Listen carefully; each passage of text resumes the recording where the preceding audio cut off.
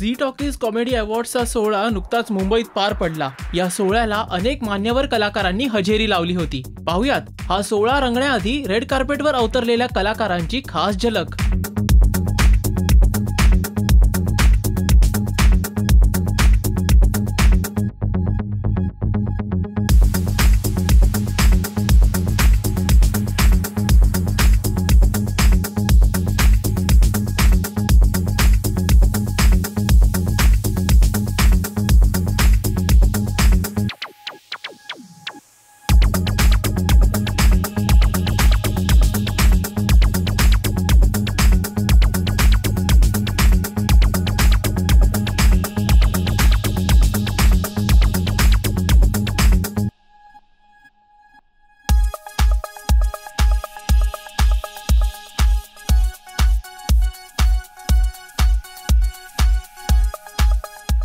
नमस्कार, मी वर्षा उसगावकर।